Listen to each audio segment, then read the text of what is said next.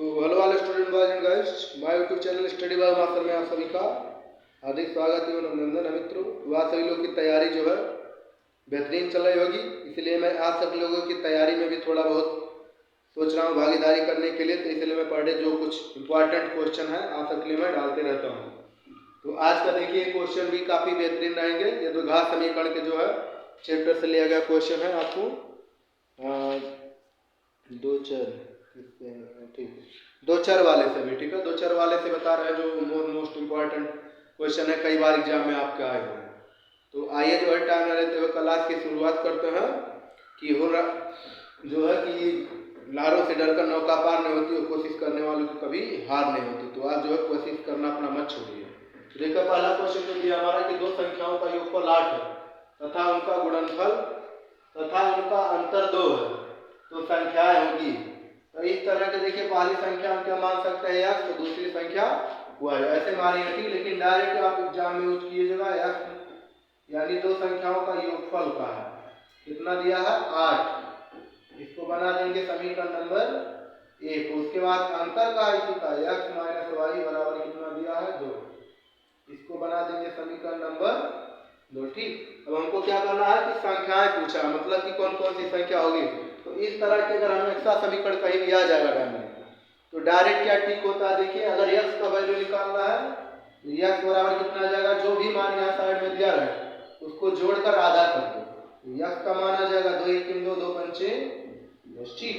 और y का value निकालना है तो डायरेक्ट ठीक से कैसे निकालेंगे, जो इन दोनों मान है इनको घटाकर आधा कर दोगे, यानी 8 में से 2 माइनस कर दोगे और बटा कितना हो जाएगा 2 के हमारा, यह आ जाएगा 6/2, यानी 2 1 3 2 2 3 6।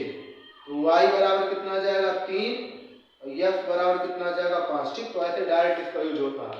यानी कौन सा हमारा सही है, देखिए 5, 3 जो ऑप्शन कौन सा सही है हमारा सी वाला ठीक। तो ऐसे इन वैल्यू को निकाला जाता है, डायरेक्ट आप यूज कर सकते हैं, कोई दिक्कत नहीं। x का वैल्यू निकालना है मान को जोड़कर आधा कर दीजिए, y का निकालना है तो मान को घटाकर आधा कर दीजिए, डायरेक्ट जो है कम टाइम में आपका सवाल क्लास। ऐसे ऑप्शनल में अगर आ जाएगा तब विकल्प रहेगा, बाय द वे लॉन्ग भी दे रहा है तब यूज कर सकते हो 2 नंबर 3 नंबर वाला डायरेक्ट यूज।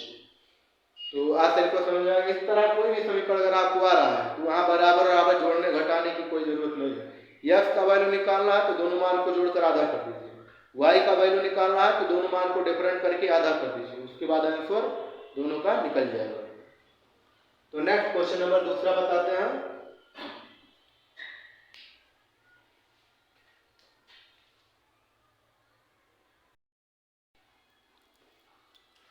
तो ये क्वेश्चन नंबर दूसरा देखिए जो है काफी बेस्ट क्वेश्चन है आप सभी लोगों के लिए। ये भी काफी बार एग्जाम में आपको पूछा, जो क्वेश्चन आपको ज्यादातर पूछे मॉडल पेपर में उन्हीं को आपको सेलेक्ट करके ले रहा हूँ। आप पर डे जो इन क्वेश्चन को जरूर देखें, क्योंकि जहाँ आप घंटा पढ़ते हैं यहाँ 5-7 मिनट का काम रहता है, क्योंकि आपको कुछ मिलने ही वाला हो, बैठे घर पर आराम से फ्री में, कोई दिक्कत नहीं है। तो क्वेश्चन को आपको क्या है कि यहाँ से आपको रिवाइज करने का मिल रहा है चीज। क्वेश्चन नंबर दूसरा देखिए जो है ये इसी तरह का पूछे हुए काफी पूछा है कि k का मान ज्ञात कीजिए जिसके लिए समीकरण 2x + ky बराबर 1 और 3x - 5y बराबर 7 का एक अद्वितीय हल है ठीक। यानी इसका क्या करना है, हमको मान निकालना, यानी अद्वितीय हल है। इसमें देखिए ऑप्शन नहीं मैंने लिखा, ऑप्शन के लिए आप लोग ध्यान देना, जो भी आएगा एकदम करेक्ट ही आएगा। ऑप्शनल नहीं लिखा उससे कोई दिक्कत नहीं ठीक। तो इसमें देखिए सबसे पहले हम क्या कराएंगे, तुलना या मान को। देखिए किसके रूप का है, e1x धन v1y धन c बराबर 0 के। यहाँ से हम तुलना कराएंगे इस पार्ट को, और इसको a2x धन v2y धन c2 बराबर 0 के ठीक है। यहाँ ऐसे मान को काम का करा देंगे तुलना ना ठीक। 2 बराबर 1, तो यहाँ से मान को लिखेंगे। यहाँ से देखिए a1 का मान हमारा कितना हो जाएगा 2, b1 का मान कितना हो जाएगा k, c1 का मान 1, यहाँ से लिख दीजिए a2 का मान 3, b2 का मान -5, c2 का मान कितना दिया है 7 ठीक है। अब क्वेश्चन में कहा क्या है कि एक अद्वितीय हल होता है। तो अद्वितीय हल के लिए क्या यूज करते हैं हम, A1 upon E2 not equal V1 upon V2। ठीक, ये अद्वितीय हल रहेगा तो इसी का हम यूज करेंगे। ठीक है, अब इसी पे हमको मान लगा के रख देना है। E1 का मान कितना दिया है 2 बटे A2 का मान 3 नॉट इक्वल V1 का मान कितना है, V1 का देखिए यहाँ से कितना दिया है K, ये लिखेंगे बटे V2 का मान कितना है -5। ठीक, यहाँ V2 का मान कितना दिया -5। अब इसे यहाँ से क्रॉस ताल को ले लीजिएगा। अब K का गुणा 3 में कराएंगे तो 3K नॉट इक्वल 2 पंचे 10 -10 K, तो K नॉट इक्वल -10 बटा 3। यही सवाल का जाएगा आंसर। ठीक, रिपीट किया है कई बार 2021, 22, 23, तो मोस्ट इम्पॉर्टेंट है परीक्षा की दृष्टि से। ये सब सवाल आप काफी बेहतरीन ढंग से जो है रिवीजन कीजिएगा। ठीक है, तो के का मान -10 बटा 3 इतना दिया है। ठीक है, क्वेश्चन में। तो नेक्स्ट, आप इसको कोई समझने में दिक्कत हुआ नहीं होगा क्योंकि हर लोग लगभग अपना चैप्टर पढ़ के कंप्लीट कर लिए हैं। तो हमेशा ये फार्मूला आपको थोड़ा इसको रिवाइज करते रहना बार बार। ठीक है, क्योंकि जो इसमें हमारा भूलता है तो फार्मूला कंडीशन आप कहीं गलत लगा सकते हैं एग्जाम में बाय द वे, क्योंकि वहाँ प्रेशर रहता है। तो इसलिए पर डे जितने फार्मूले चैप्टर के हैं आप उनको एक साइड छाट कर उसको याद करते रहिएगा, तो बस बाकी सवाल को आप लगाते रहिए। तो नेक्स्ट क्वेश्चन नंबर 3 बताते हैं। थोड़ा कैमरा मुझको रोकना पड़ता भाई क्योंकि है नहीं मेरे पास कोई, इसलिए मुझको आना पड़ता। क्वेश्चन नंबर 3 देखिए, ये भी काफी मोस्ट इम्पॉर्टेंट क्वेश्चन है। तो यही आज 3 क्वेश्चन आप सभी के रखेंगे, इसके आगे फिर नेक्स्ट अगले दिन बताएंगे। क्वेश्चन नंबर 3 देखिए, अभी एनसीईआरटी क्वेश्चन रिपीट किया कई बार भी।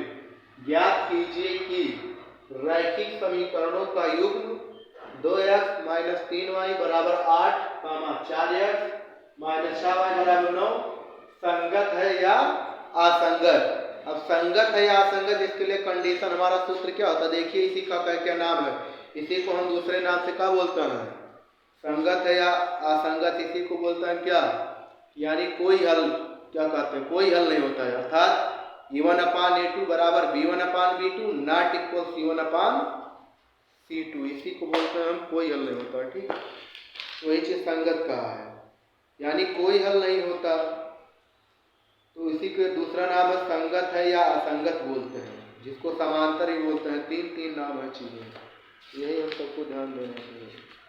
इसलिए इसको बार बार आप लोग रिवाइज करेंगे क्योंकि काफी बार कंफ्यूजन करता है।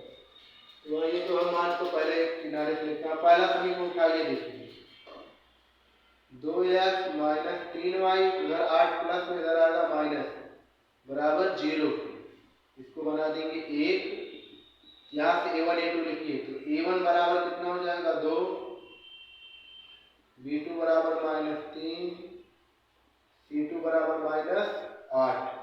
और दूसरा देखिए कहाँ से दिया है 4x - 6y बराबर, इसको भी इधर लेके चले आएंगे। ठीक, ये प्लस जब चेक करने का कहेगा तो हमेशा एक साइड कर लेना बराबर 0, इसको ऐसे 2 बना देना समझने के लिए। यहाँ से लिख देना E2 बराबर 4, B2 बराबर -6, C2 बराबर -9। अब हमको चेक क्या करना, देखिए संगत है या असंगत, इसके लिए हमारा क्या होता है E1 अपान E2 बराबर B1 upon B2 not equal C1 upon C2। ठीक, इसी तरह के हमको चेक करना है। ठीक है, अब यहाँ पर मान रखिए, उसके बाद चेक कीजिए, बताइए क्या असंगत है या संगत। अगर इतना हमारा पोजीशन सिद्ध हो जाता है तो जानिए मान हमारा क्या हो जाएगा, यानी संगत हो जाएगा इसके। तो सब मान निकाल लीजिए, पहले A1 अपान A2 निकालिए, उसके बाद लाके यहाँ पर रख दूंगी। तो A1 अपान A2, A1 का मान ऊपर देखिए कितना दिया है 2 बटा A2 का मान 4 बराबर B1 का मान -3, B2 का मान, यहाँ से देखिए A1 B1 C1, ठीक, A2 B2 C2, तो A1/A2 यानी 2/4 बराबर V1/V2 -3/-6 -3/-6 नॉट इक्वल C1/C2। तो C1 का मान कितना दिया है -8 और C2 का मान है -9। यहाँ से सॉल्व कीजिए, यहाँ से देखिए माइनस से माइनस 2 1 2 2 दूना 4, यह आ जाएगा 1/2 बराबर 3 1 3 3 दूना 6 1/2 नॉट इक्वल, यहाँ माइनस से माइनस कटेगा लेकिन ऊपर नहीं कटेगा, 8/9 वैसे रहेगा। तो हमारा देखिए यानी दो मान यहाँ बराबर है, तीसरा बराबर नहीं होगा। तो ये कैसा होगा, संगत है या असंगत। तो जब भी हमारे दो मान बराबर होंगे, एक डिफरेंट रहेगा, तो कैसा होगा हमारा असंगत होगा, असंगत होगा।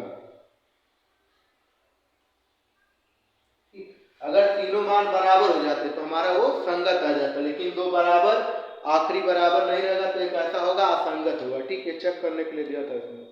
तो दिए गए योग समीकरण क्या हमारे, यानी यहाँ लिख देना कि दिया गया युग्म क्या है, दिया गया युग्म,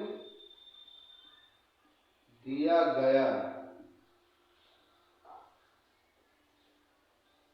युग्म असंगत होगा। ठीक है, इतना लास्ट में आप एग्जाम में चाहे अगर आ जाएगा तो ऐसे लिख देना। चेक करने के बाद बता देना कि A1/A2 नॉट इक्वल बराबर B1/B2 नॉट इक्वल C1/C2, इसलिए दिया गया युग्म असंगत होगा। ठीक, तो बस ये 3 क्वेश्चन आज कराए, मोस्ट इंपॉर्टेंट थे। कल अगला नेक्स्ट 3-4 क्वेश्चन जो इसमें बच्चे करा देंगे, उसके बाद ये चैप्टर पूरा खत्म हो जाएगा आप लोग। तो ऐसे क्वेश्चन को आपको बार बार रिविजन करना है। ठीक है, तो ठीक है, ऑल द बेस्ट। और परीक्षा के टाइम में बहुत ध्यान से आप सभी लोग क्वेश्चन को देखते हुए, टारगेट करते हुए जो है रिवीजन कीजिए। फालतू का पढ़ने का काम मत कीजिए। जो भी जिसका चैप्टर कंप्लीट नहीं किया हुआ है तो अपना विद्यालय ले, कोई जो भी तमाम चीज़ें मार्केट में आ गए उसी से अपना तैयारी कीजिए। कम टाइम बचा है, क्योंकि पढ़ेंगे तो आपका टाइम बहुत कम बचा है, आप सही नंबर अच्छे मार्क नहीं ला पाएंगे। तो ठीक है, all the best. Like subscribe करना ना भूलिएगा अगर हमारे चैनल पर नए देख रहे हैं।